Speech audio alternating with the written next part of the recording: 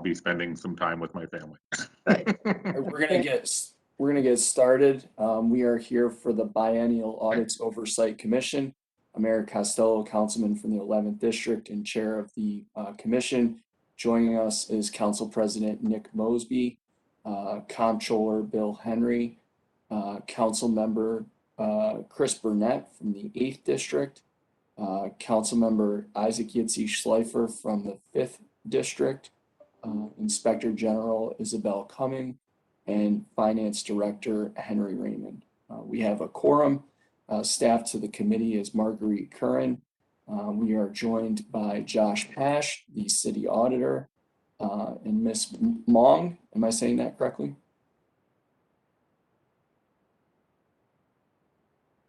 From the city auditor's team. Yes, Chairman. I'm sorry. I was trying to unmute myself. Oh, no worries. Did I said your name correctly, right? Yes, sir. Thank you. Okay, and I know that Council President Mosby, I think, is triple or quadruple booked tonight, so he might be leaving a little early. Tonight's agenda is pretty routine. We did the introduction. Second, we need to approve minutes from the previous meeting, which were circulated. Is there a motion to approve the minutes? So moved. Henry Raymond. Motion by Raymond. Is there a second? Second. Second by Councilman Burnett. All those in favor say aye. Aye. Aye. Aye. All those opposed say nay. Motion carries 7-0. Minutes are approved. The agenda for tonight's meeting, we're going to have a continued discussion on the biennial financial audits. Then we're going to jump into the status of calendar year 2021 Group A audits for performance and financial. And then we will do the scope of calendar year 2022 Group B audits performance. That'll be a high-level discussion. And then we will set the agenda and date for the next meeting, which I believe we've already done electronically, but we'll touch on that at the end. And please note that starting in January, I know that the Board of Estimates has had agency officials in to discuss their corrective actions. We're going to be doing the same with agencies moving forward, starting, I think our next meeting is January 31st. So with that, we had the continued discussion on biennial financial audits, and we made a decision that we were going to not utilize unnecessary resources to continue to conduct financial audits, which are duplicative of the work that's already done in the CAFR. Director Raymond and Comptroller Henry, we were involved in kind of a four-way conversation with the city solicitor. The city solicitor believes that this revised approach that we've all discussed does in fact meet the intent of the charter. I'll turn it over to the two of you if there's anything that you would like to add. Thank you, Mr. Chair. The only thing I was going to add is that I think we appreciate the opportunity to allow the Department of Audits to focus more of its resources on the performance audits for the individual agencies when it comes to the biennial audits that the charter requires they conduct. I think the performance audits can be more helpful to the agencies themselves as well as to the public at large. And as you pointed out, and as we've had conversations with the finance department and audits, there's no real new information being gained in the individual agency financial audits that isn't coming up in the CAFR that we're already doing every year. So thank you. Excellent. Director Raymond, do you have anything to add to that? No, other than the finance department believes that it's a wiser use of the resources to initiate and conduct more performance audits for the agencies as opposed to the financial audits, because many times that information is redundant and has already been stated in the city's financial reports. With that said, I'd like to make one comment. It has to do with the annual report, which was formerly known as the Comprehensive Annual Financial Report, known as the CAFR. The GFOA, the Government Finance Officers Association, has requested nationally that state governments and local governments rename that report, the CAFR, to be the Annual Comprehensive Financial Report, ACFR. The reason for this, and you can't make this up. The reason for this is CAFR can be viewed as a negative slur in certain countries. So as a result of that, we now refer to the CAFR as the ACFR, ACFR, and that's the way the former CAFRs will be referred. So I share this with you because this has been requested from the Government Finance Officers Association, and that is how the Finance Department will be referring to that document from here out, beginning with the issuance of the is brought to you by MedStar fiscal Health, the official 21 medical team. comprehensive report. So I just share that with the, with this body. Understood. Thank you. Any other discussion on this item? Okay, seeing as there is none, and I will make sure, as we've previously discussed, I think we are now on year 5 since we reformed the charter to address this issue. I will either be introducing a charter amendment either for 22 or for 24 to kind of clean some things up based on some lessons learned of what we've had so far. I've always said that this was going to be an 8 to 12 year process to really get this thing refined. So I will make sure that we work, of course, with Council President Mosby's office, with your office, Mr. Comptroller, and with the Department of Finance as well as the Law Department to ensure that we're using the right language to appropriately describe the change.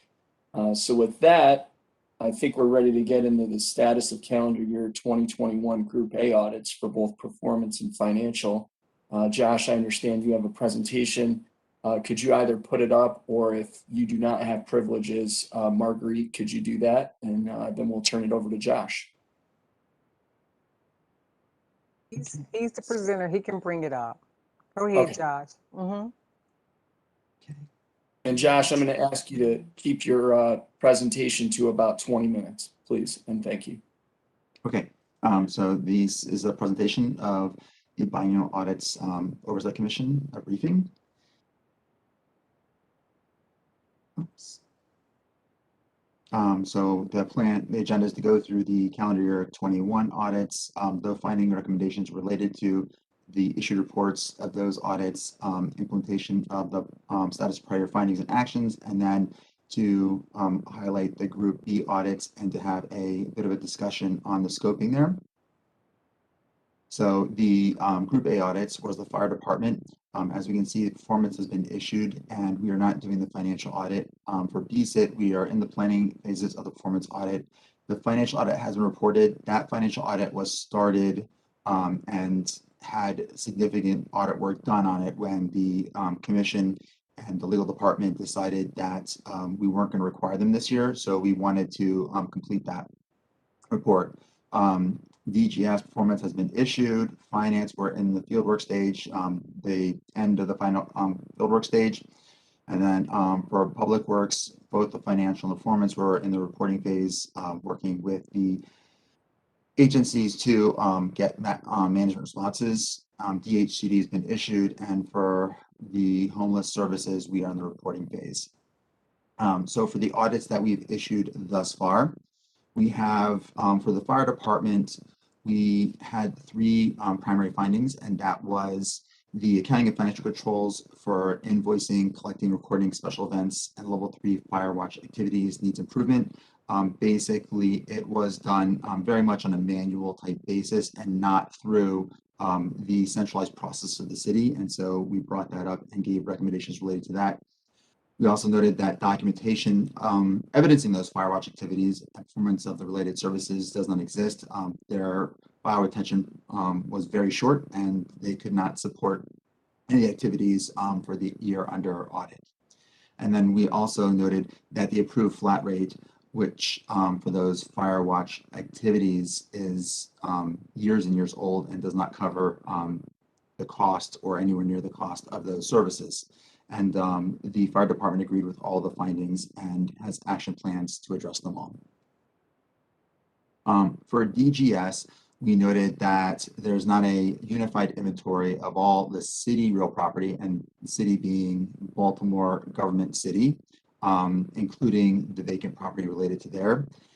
We also noted that there's not a process to collect and maintain properties that are owned by different agencies, and also related to the building occupancy. The way DGS tracks it is an office is assigned to an agency, but it doesn't do any tracking on how many people are in the office or the utilization. And then we gave a recommendation about having written agreements for all city-owned buildings managed by DGS to make sure that there was a clear understanding between the agency and DGS on what those service levels were. And DGS agreed with all of those findings and is working on addressing them. For the Department of Housing and Community Development, this was an interesting audit. So when we went in with the knowledge that there are 3 other governmental units that measure vacant properties, and one is the U.S. Census, one is the Post Office, and then DHCD, and that the numbers of the report are drastically different. And so having discussions and looking into the difference between all those numbers, what we identified is DHCD, their concern is with the city code for safety, and that their primary objective is in this area is to make sure structures are safe. And so their scope does not include buildings and structures that are safe but are vacant. And that was a differentiation between the number. We didn't have any findings in this area, and what we presented up when we presented it out was that if the other stakeholders in the city government, this doesn't meet their needs, then that would be a city government responsibility to change the code or to create another measure that would capture what they want. But in regards to the code, the safety code, in regards to meeting the needs of DHC's objectives, we didn't have any audit findings related to how they are identifying and categorizing and capturing vacant structures. Mr. Chair, is it okay if I ask a question at this point? Yes, sir, Mr. President. Floor is yours. Thank you, Mr. Chair. Real quick, Mr. Auditor, these numbers do or do not include vacant lots? So the numbers for the U.S. Census and from my understanding, it does include vacant lots. The DHCD is only built on vacant buildings, and those vacant buildings that are a safety hazard. So, So the real number, trying to understand the delta, is the number that the city thinks that we have vacant lots plus that 15,000.6 in comparison to the 30,000 or 41,000. right. Another variance is for the post office. They are capturing every unit in a building that is a separate ownership. So if you've got an apartment building that has 20 apartments in it, the post office will identify that as 20, and DHCD will identify that as one building, because they're not going to, or in very rare circumstances, would they identify part of a building is unsafe and part of a building is not unsafe. Understood. Thank you. And thank you, Mr. Chair. Regarding the prior findings for the fire department, they had 1 implemented and 2 not implemented. The 2 not implemented were related to emergency management percent of city agencies with a complete disaster recovery plan, which is still going underway in the city, and then fire code enforcement permits, building plan rules, and revenue and cash collections. And that is related to that billing and cash collections. For DGS, 3 out of the 4 were implemented and 1 was partially implemented. And the partially implemented one was related to facilities management and percentage of work orders closed on time. The reason it was partially implemented is they put the plan together, but it is not fully implemented. And then for DHCD, there was 1 prior recommendation and finding that was implemented and 1 that was not implemented. The not implemented one related to community support projects, percent of activities carried out by subrecipients and city agencies that met contractual goals, and that was related to monitoring those subrecipients and keeping track of those. When it comes to the Group B audits, we have Health Department, Rec and Parks, Police Department, Human Resources, Law, Planning, Transportation, and Employment Development. And what we did in this area is we identified some items that had come across our attention, from our experience with the different audits, and then was going to, in the past, we've had a discussion between the different members to broaden or refine that scope. I will just kind of run through some of them, and then I will turn the presentation back over. So for the Planning Commission, we were considering how the capital budget process works, and that goes from assessing capital needs to receiving requests to the final plan and that process. And then for MOED, we were considering looking at the local hiring law and how that is being monitored and implemented and how that is being tracked. And then for DOT, we were looking at the fee structure and how the fee structure is designed, how they calculated it, and then also is it meeting the needs of the related costs. For DHR, Human Resources, we were looking at and considering compliance with contractual and seasonal employees and the regulatory requirements to offer them benefits and the monitoring of that, the fine line where they are required to be offered benefits and not required to be offered benefits. And at this point, I will open it for questions. Thank you, Mr. Auditor. Appreciate all the work that your team has done this past year. Colleagues, I'm just going to circle through in the order that you appear on the screen. I'll start with Director Raymond. And Josh, if you could please take down the presentation. Yeah. Yes, reviewed many of the documents and agree with the city auditor's assessments and have no real further comments. Thank you. Council President Mosby. No further questions or comments, Mr. Chair. Thank you. Councilman Burnett. I don't have anything. Seems pretty straightforward. Thank you. Inspector General Cumming. Hey, Josh. One of my questions was, I reviewed actually the audits themselves, and in the audits you give plans for your ideal, your recommendations, and I think that's awesome. I'm talking on my phone, so I hope you can see, because my computer's not working. But you give dates that you hope to have, like a lot of them are 12, 31, 21. So my question to you is, how do you ensure that people are doing what you had hoped they had done in order to answer to your recommendations or to your findings? Is that something that you as the auditors go back and do a follow-up to make sure that what people tell you they're going to do, they're actually doing? Right, so there is a number of pathways to that. So I would say primarily the comptroller's office has been calling back the different agencies and having them report to the Board of Estimates with their status update.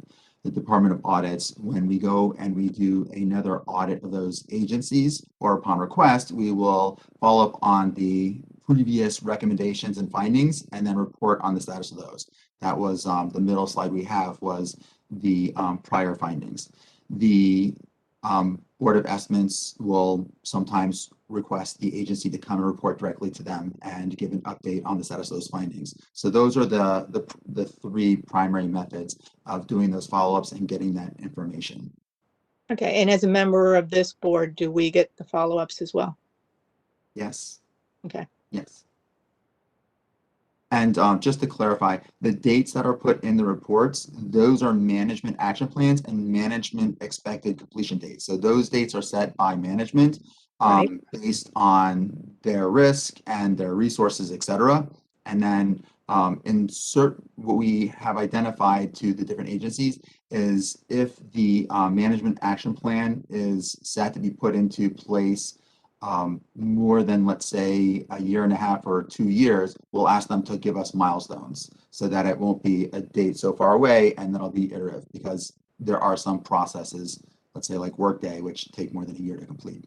Right. And then you will just do you actually go back and how do you verify what they told you has been completed? Right. So if it's been identified as completed, then we will look for sample documentation to support that assertion. Okay, great. All right. I think, by the way, you're doing an incredible job. Thank you. Thank you for all of these. I have an amazing team. You do. Comptroller Henry. Thank you, Mr. Chair. I just wanted to add a little bit of additional follow-up to the IG's question. We've already made a tweak in our communications process that now when those follow-up meetings are going to happen with agencies coming back to the Board of Estimates to give updates on how they're doing in following the recommendations, we're going to make a point of sending out a notice to all the members of this commission, the Biennial Audits Oversight, to let you know that if you'd like, you can tune in to this coming week's board meeting and have an opportunity to hear the review from the agencies of how they've been doing on those recommendations. Great. That's outstanding. Councilman Schleifer. I just want to echo the Inspector General's sentiments to thank Mr. Pash for the great work he's doing. I've reviewed this stuff also. I do not have any further questions. Thank you. Excellent. All right, that brings us to the scope for calendar year 2022. Mr. Auditor, have you started to put together a plan yet, or is that something that you'll be doing after this rush to get out the next few audits in early January? So based on our last couple of meetings, what I did was I just came out with some general ideas for some of the agencies that have come across our desk, basically. And then usually we take some suggestions and requests from this committee, and then we incorporate it together and then present a plan back to the committee at the next meeting. Okay, great. So do we want to table that and plan to review kind of your list and take suggestions from the commission at the next meeting on January 31st? If you would like, I can send out suggestions, and I'll request responses, probably by the first week of January, and then put that all together. That sounds good. Any objections? Okay, and then Yes. our next meeting is going to be on, hang on, let me check the calendar so I don't misspeak here. Keep saying January 31st, but That's correct, Mr. Chair. that is, okay. And that's a Wednesday? No, that's a Monday, January 31st, at 5 PM. So we will, oh, go ahead, Josh. Just one thing that I would like to include. So for any of the agencies that are for the next year, if there's any, I would say like a burning topic or like a high level risk item that, you know, is on your mind now, it would be helpful to have that now, and we would include that into the whole mix. So why don't you give the commission until the end of this week, till call business Friday, to email any of those items directly to you. Okay. And if you could please copy me on that email.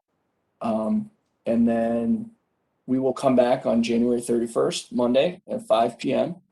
We will have, I think, 3 agenda items: approval of meeting minutes, the review of the scope of the performance audits for calendar year 2022.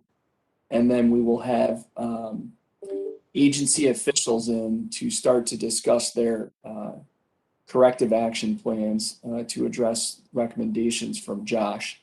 So I will work directly with Mayor's Office of Government Relations to make sure those agencies are lined up.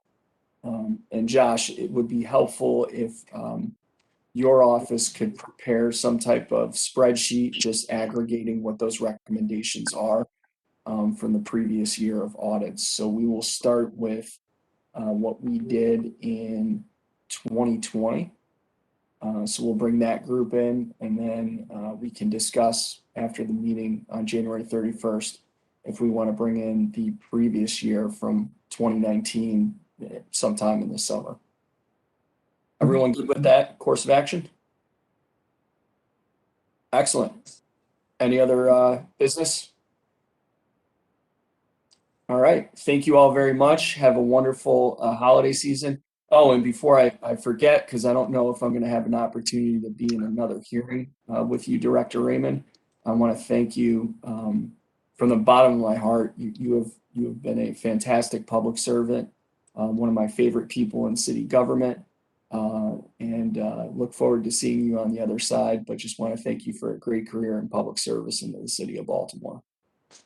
Well, thank you very much for your comments. But I think you're stuck with me until March 31st. So, Okay. yeah, I wanted to try to, essentially what I did is I gave a 5-month notice so that it could be a smooth transition. So you're stuck with me till the end of March. Only someone as important as Henry Raymond can do that. But we're thankful. Thank you, Director. Yep. Thank All you right. very much. Have a wonderful and happy holiday season, and we'll see everyone in January. Thank you. Yep. We're now Stay in safe. recess. Bye. Yep. Take care.